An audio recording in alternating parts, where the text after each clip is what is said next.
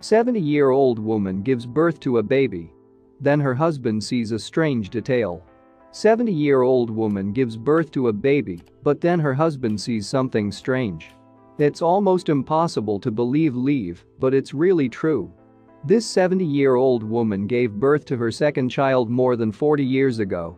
It was her first child's turn, and last Friday, she gave birth to her second. It's a miracle that this can still happen. She had the baby in her arms, but suddenly her husband saw something strange. So sit back and stay until the end to discover the story. On March 25, Laura Palmer, 70, gave birth to her own grandson, the baby that was created through in vitro fertilization. He seemed perfectly healthy. Her daughter was unable to have children of her own due to complications, but her desire to have children was too great to ignore. So Laura decided to help her daughter. It was a complicated treatment, and she teared her daughter's egg and her son-in-law's. Seed was not the problem. But of course, Laura was already a woman of a decent age, and this gave potential danger to quite a few complications. However, she seemed to have finished well. But something was still not quite right. Laura went through a series of tests before getting the doctor's permission. Her pelvic muscles, the flexibility of her skin, and, of course, the condition of her uterus were tested. And that is where her baby would be for the next 9 months. It was incredible. Doctors were stunned when they received the results. Laura Palmer's uterus may have been 70 years older, but it was more like that of a 25-year-old woman, full of energy and fit. Nothing will be able to stand in the way of a healthy pregnancy. But then why did it all go wrong? In the end, the doctors wondered. The time to give birth had come. The baby was going to be a boy. They already knew that. And during pregnancies, numerous tests were done to closely monitor the health of the child. Still, childbirth at this age was always exciting and a bit scary. You never know what could go wrong at a time like this, one doctor said. Especially since Mrs. Palmer was in her 70s, she would officially become the oldest mother in the state of Texas. It's time, the doctor yelled, and labor began. The delivery went smoothly. They decided to do a C-section at the last minute. This was better both for the grandmother and for her grandson. And because of this, the child was born early. Laura held the baby in her arms and then added it to her nervous daughter. She was even more nervous than Laura, 70 years old. She understood, watching helplessly while someone else does the heavy lifting for her. She couldn't be happy. Everything is fine, she told her trembling daughter. And so it seemed to be her husband, and the two new mothers went home with their little baby, Harvey. But then the drama began. Harvey had been at Laura and her husband's house for 2 days. Her daughter and her boyfriend also stayed there. It was a great moment. The baby barely cried, and since they were able to take care of the little one at this age, there was plenty of time to rest. But the karma would soon turn into complete chaos when the strange news of little baby Harvey became apparent. Apart from his special birth, this baby carried with it a much bigger secret. And it would be Laura's husband who would soon find out. Little Harvey was sitting on Laura's lap when her husband, Tom, saw him. The little boy was busy waving his arms as he drank the bottle of milk from her. Tom patted Harvey's head and smiled at his wife, but when he looked back at the baby's head, he noticed something strange. Harvey was born with a head full of super cute on a little baby. But after a closer impression, these hairs turned out to be far from normal. Harvey's birth parents, as well as Tom's, knew better than to wait. Laura picked up the phone and immediately called the hospital. Even the doctor seemed surprised and thought it was a good idea for Harvey to get to the hospital as soon as possible. Once at the hospital, the doctor who was present during the delivery also looked at Harvey's head. Remarkable. We've never seen this before. Would you mind doing a little test? The doctor cut a few hairs from Harvey's head and examined him.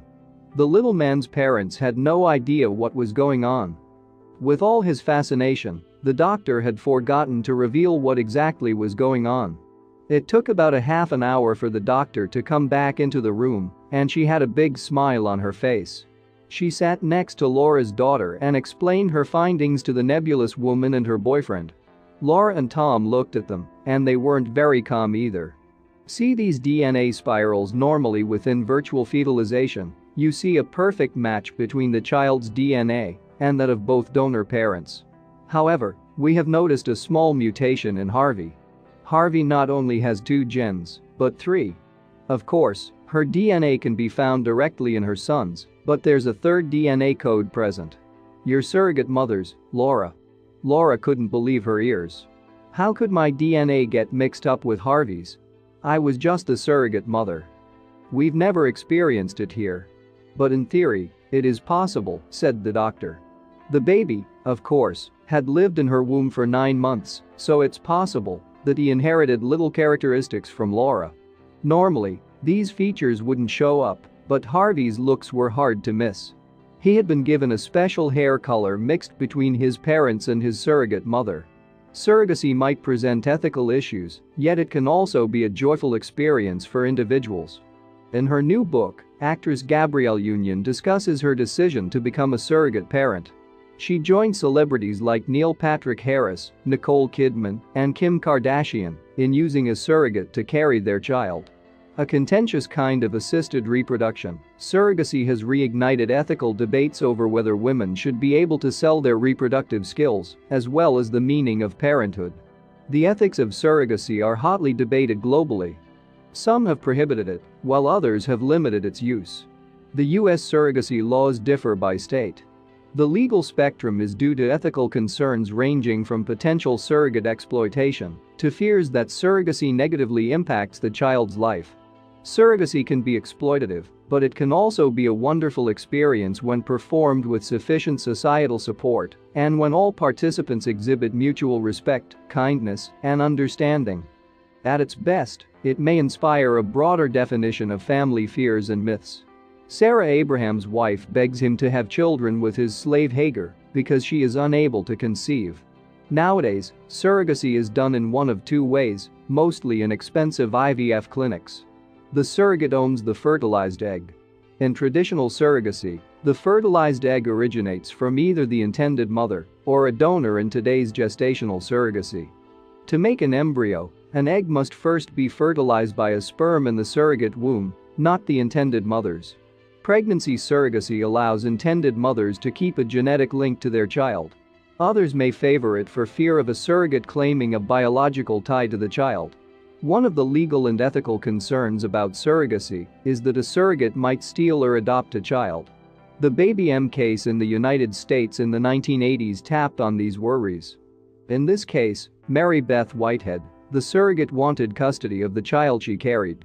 However, surrogates are psychologically screened before engaging in any procedure, and this example fed a stigma of emotional instability. Surrogates retaining children is rare. Surrogates often have a different pregnancy and birth experience than biological parents. Instead of mothers, they perceive themselves as heroes or gift givers. If the public dislikes surrogates, intended parents are often vilified. In particular, those who choose surrogacy for no medical reason are labeled selfish, desperate, and wealthy. Many intended parents undergo reproductive trauma before turning to surrogacy. As shown in popular culture, inability to start a family has been linked to reproductive stress.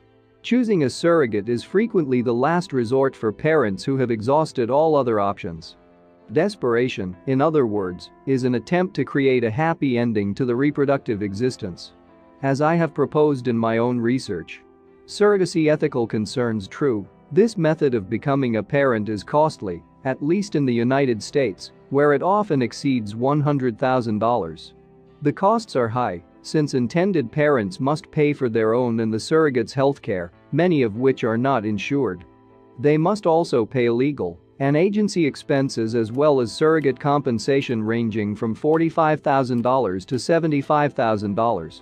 Compare that to a pricing in India before the 2015 prohibition and overseas surrogacy.